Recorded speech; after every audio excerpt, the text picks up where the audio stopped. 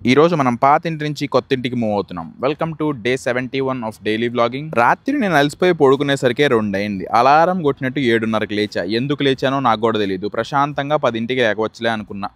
సర్లే ఇంకెలాగూ లేచాం కదా అని చెప్పి నా కార్ రిమోట్లో బ్యాటరీ అయిపోతే వాల్మార్ట్కి వెళ్ళి ఒక లిథియం అయాన్ బ్యాటరీ కొనుక్కొని అది రీప్లేస్ చేసేసి ఇంకా ఆన్ ద వేలో ఇంటికి వచ్చేటప్పుడు వాక్యూమ్ క్లీనర్ అవి ఇవి పిక్ చేసుకోవాలైతే పికప్ చేసేసుకొని యూహాల్లో మ్యాట్రెస్ లేసి కీస్ పిక్ చేసుకోవడానికి వెళ్ళిపోయాం. ఇదే మేము తీసుకున్న ఇల్లు అనమాట. 2 బెడ్రూమ్ 2 బాత్రూమ్. సో ఇది మన హాల్ అండ్ ఇది మేము ఉండే బెడ్రూమ్ అండ్ కిచెన్.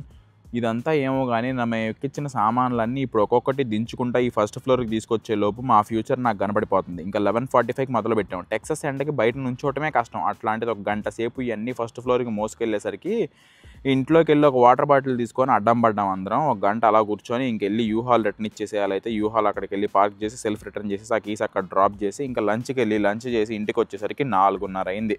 ఇంకా అలా మన టేబుల్ ఇవన్నీ ఎప్పుడో 2 months బ్యాక్ కొన్నా. అవన్నీ అన్బాక్సింగ్ చేద్దామని చేశా. నేను ట్విన్ బెడ్ ఫ్రేమ్ కొంటే అది క్వీన్ బెడ్ వచ్చింది. సర్లే అని మార్కెట్ ప్లేస్లో పెట్టా ప్రస్తుతానికి. ఇంకా టేబుల్ సెట్ చేసి లైట్లు కూడా సెట్ చేయాలని చెప్పి లైట్లు ఒక మూల పెట్టేశాను అనమాట. అవసరమైనప్పుడు వాడుకోవచ్చులే అని.